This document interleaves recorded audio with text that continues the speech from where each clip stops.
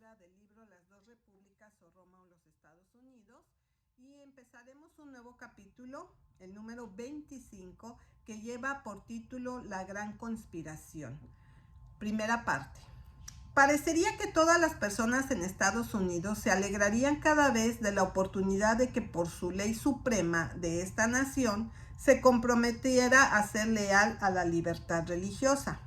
Parecería que todo el mundo debería alegrarse de la oportunidad de anunciar a todo el mundo la fama de una nación bajo cuya protección toda la gente podría vivir sin ser molestada en el pleno disfrute de los derechos religiosos y la libertad de adorar o no adorar de acuerdo con los dictados de su propia conciencia.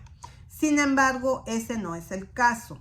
Como el fanatismo religioso que no conoce la iluminación o el progreso, como el eclesiástico ambicioso que nunca puede contentarse sin el poder de perseguir, así desde el principio se ha denunciado contra el carácter de la Constitución de los Estados Unidos con respecto a la religión, y se ha hecho un esfuerzo constante para debilitar su influencia, socavar su autoridad y subvertir sus principios. Desde el principio, esta característica de la Constitución ha sido denunciada como tonta, atea, el pecado estrictamente nacional y la causa de epidemias, etc. Particularmente, ministros de tal religión que no tenían suficiente poder de verdad para sostenerse a sí mismos, y los médicos de una divinidad tan débil y enfermiza que no pudieron protegerse a sí mismos, mucho menos proteger y bendecir a sus adoradores o a cualquier otra persona. El 27 de octubre de 1789, el primer presbiterio hacia el este de Massachusetts y New Hampshire envió al presidente Washington una dirección en la que se quejaron porque no hubo reconocimiento explícito de la única verdad de Dios y Jesucristo, a quien ha enviado, insertado en alguna parte en la Carta Magna de nuestro país, septiembre 20 de 1793, en un sermón predicado en la ciudad de Nueva York sobre un día de ayuno debido a la fiebre amarilla en Filadelfia y titulado Juicios Divinos.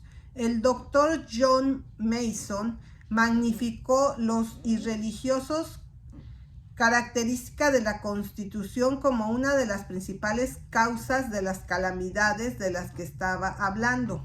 Observó solemnemente que tenía un asunto tan trascendental como el formar una constitución aprobada por mahometanos o incluso por los salvajes. Ellos lo habrían hecho en el nombre de Dios o hubieran rendido algún homenaje al Gran Espíritu. Sí, todo eso es bastante cierto, y su Dios hubiera sido tan cruel y salvaje como los musulmanes y otros dioses nacionales, como siempre lo han sido. Pero felizmente para nosotros y todo el resto del mundo, los hombres nobles que redactaron la Constitución no eran ni mahometanos ni salvajes. Ellos fueron los hombres iluminados por los principios y preceptos del cristianismo árido, por el conocimiento de la historia, y fueron dotados con respeto a los derechos de los hombres. En 1803, Samuel B. Wiley, de la Universidad de Pensilvania, predicó un sermón en el que preguntó: ¿no se parecían los creadores de este instrumento en esto? El tonto mencionado en Salmos 14, 1 al 3, dice: el necio en su corazón, no hay Dios. En 1811, Samuel Austin, un congregacionalista de Nueva Inglaterra, luego presidente de la Universidad de Vermont, predicó un sermón en Worcester, Massachusetts, en el que declaró que este defecto de capital en la Constitución Nacional dará inevitablemente la destrucción de la nación. En 1812, el presidente Dwight en Yale College predicó un sermón en la capilla de la universidad en el que lamentó el fracaso de la Constitución para reconocer a un Dios. declarando que comenzamos nuestra existencia nacional bajo el presente sistema, sin Dios.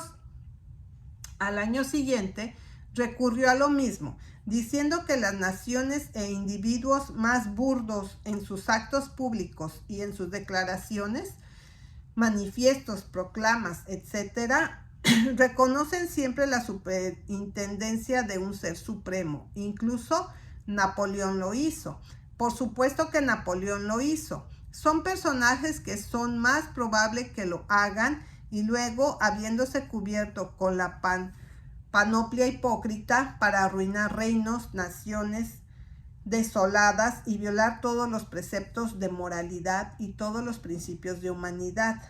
Sí, Napoleón lo hizo, y también Carlomagno ante él, y Clovis, y Justiniano, y Teodosio, y Constantino, por no hablar de cientos de papas. Pero los padres de esta república no eran como ninguno de estos, cuya prenda más noble es el carácter de la Constitución en lo que respecta a la religión, por lo que cada cristiano puede agradecer con gran reverencia al Dios y Padre de nuestro Señor Jesucristo.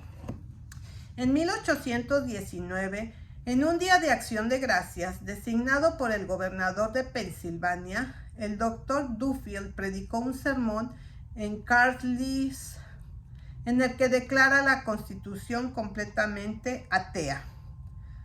Otros testimonios como el anterior podrían darse a una medida fastidiosa, pero con estos es más que suficiente.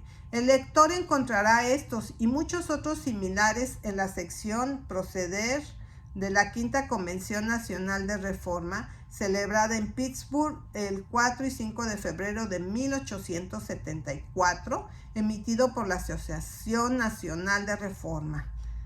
En 1859, el profesor J.H. McVeigh del College of New Jersey, también conocido como Princeton College, publicó un artículo en la revista Princeton para octubre en la que él realmente lamentó que el efecto práctico de la Constitución como es, con respecto a la religión, es la neutralidad del gobierno con respecto a toda religión. Y parecía mucho para ser lamentado que ninguna posible influencia gubernamental pueda ser constitucionalmente ejercida a favor o en contra de cualquier forma de creencia religiosa. Si solo nuestros padres en la formación del gobierno nacional y haciendo la Constitución hubieran creado un Dios y hubieran establecido su culto bajo pena de multa, encarcelamiento, azotes, marcas, destierro o muerte, y había elaborado un credo nacional para que la cuestión de la ortodoxia, con todos sus acompañamientos desenfrenados y sangrientos, podría haber sido el gran tema en cada congreso o elección presidencial, sin duda todos estos angustiados médicos de la divinidad hubieran estado encantados. Afortunadamente para el país y para la raza humana, los hombres nobles que establecieron este gobierno tenían en vista la protección y preservación de los derechos inalienables de todo el pueblo, más bien que la ropa de los fanáticos religiosos con poder gubernamental para imponer a otros sus falsos puntos de vista religioso. Hasta ahora, sin embargo, todas estas críticas y denuncias habían sido meramente individuales, aunque estaban fuertemente secundados por las autoridades legislativas, judicial y ejecutiva. En casi todos los estados todavía no existía ataque a la Constitución o guerra contra sus principios. Pero en el año de 1863 se llevó a cabo tal organización y se inició una guerra así. En febrero de ese año, una convención para la oración y la conferencia cristiana se celebró en Ohio para considerar en particular el estado del país. Estaba compuesto por representantes de 11 diferentes denominaciones religiosas de 7 estados. La convención se reunió el 3 de febrero y el día 4 el señor John Alexander, un presbiteriano unido, luego de Xenia, más tarde, y ahora en 1891 en Filadelfia, había presentado para la consideración de la convención un documento en el que lamentó la fragilidad e ingratitud humanas de los autores de la Constitución y deploró el pecado nacional del que ellos y todos los de su posteridad eran culpables, porque habían casi legislado a Dios fuera del gobierno, y cerró con las siguientes palabras: consideramos la proclamación de emancipación del presidente y su recomendación de purgar la Constitución de la esclavitud, ya que entre los signos más esperanzados de los tiempos. Consideramos el descuido de Dios y su ley al omitir todo reconocimiento de ellos en nuestra Constitución como coronación, pecado original de la nación, y la esclavitud como una de sus consecuencias naturales. Por lo tanto, el paso es más importante aún. No se ha dado para enmendar la Constitución, para reconocer a Dios y la autoridad de su ley, y el objeto de este trabajo es sugerir a esta convención la conveniencia de considerar este tema y de preparar tal enmienda a la Constitución que crean conveniente proponer de acuerdo con sus provisiones. Con el fin de llevar el tema de manera más definida antes de la convención, sugerimos lo siguiente como un esquema de lo que nos parece necesario en el preámbulo de este instrumento, haciéndolo leer como sigue. Propuesta enmienda entre paréntesis. Nosotros, el pueblo de los Estados Unidos, reconociendo el ser y atributos del Dios Todopoderoso, la autoridad divina de las Sagradas Escrituras, la ley de Dios como regla suprema y Jesús el Mesías, el Salvador y Señor de todos, para formar una unión más perfecta, establece justicia, asegurar la tranquilidad doméstica, prever la defensa como común, promover el bienestar general y asegurarnos las bendiciones de la libertad, y para nuestra posteridad ordene y establezca esta Constitución para los Estados Unidos de América. La convención aprobó el espíritu y el diseño del documento y ordenó su publicación. El siguiente 4 de julio, unos pocos delegados reunidos en Pittsburgh emitieron un discurso al país y formaron un plan para la convocatoria de una convención nacional que se reunió en Allegheny el 27 de enero de 1864. Se informa como una ferviente, seria y muy alentadora reunión. Adoptó una serie de resoluciones y un memorial al Congreso que vale la pena citar, como muestra el rápido crecimiento de sus diseños sobre la Constitución Nacional. Funciona de la siguiente manera. Al Honorable Senado y Cámara de Representantes en el Congreso ensamblado, nosotros, ciudadanos de Estados Unidos, le pedimos respetuosamente a sus honorables órganos para adoptar medidas para enmendar la Constitución de los Estados Unidos, para leer en sustancia lo siguiente. Nosotros, el pueblo de los Estados Unidos, reconociendo humildemente al Dios Todopoderoso como la fuente de toda autoridad y poder en el gobierno civil, el Señor Jesucristo como gobernante entre las naciones y su voluntad revelada como ley suprema de la tierra, para constituir un gobierno cristiano y para formar una unión más perfecta, establecer la justicia, asegurar tranquilidad doméstica, prever la defensa común, promover el bienestar y asegurar los derechos inalienables y las bendiciones de la vida, libertad y la búsqueda de la felicidad para nosotros mismos, nuestra posteridad y todos los pueblos. Ordena y establece esta Constitución para los Estados Unidos de América, y además que tales cambios con respecto al juramento del cargo, esclavitud y todos los demás asuntos deban ser introducidos en el cuerpo de la Constitución según sea necesario para dar efecto a estas enmiendas en el preámbulo, y nosotros, sus humildes peticionarios, siempre oraremos, etc. Se resuelve que se nombre un comité especial para llevar el memorial a Washington, exponerlo al presidente y esforzarse por conseguir un mensaje especial al Congreso sobre el tema y dejar dicho memorial ante el Congreso. El profesor J.H. antes referido fue nombrado presidente de este comité especial y, como bien puede suponerse, fue un agente diligente en esta particular oficina, así como un trabajador serio por la mala causa hasta el día de su muerte.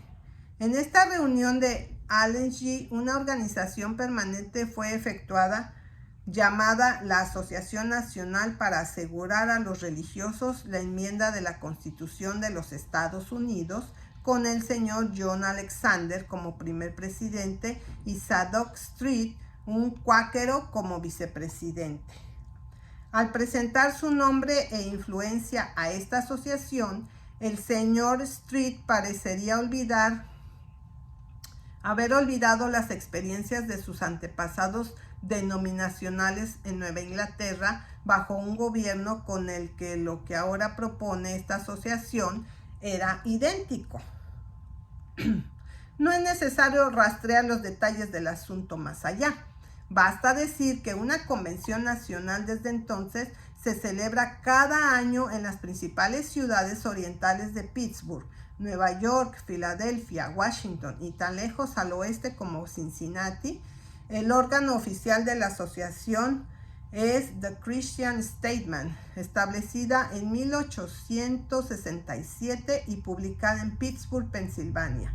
En el último manual oficial de la asociación de 1894, encontramos que el presidente es John Felix de Pittsburgh, que ha ocupado el cargo desde 1869. Hay 125 vicepresidentes de 30 estados, el Distrito de Columbia y Utah, entre otros, 11 obispos, 12 presidentes de universidades y 3 expresidentes universitarios, 11 profesores universitarios, 4 exgobernadores, editores, Greenhouse of the Methodist Protestant Baltimore Fitzgerald del Christian Advocate Nashville. También ha sido nombrado obispo de la Iglesia Metodista Episcopal, Iglesia del Sur.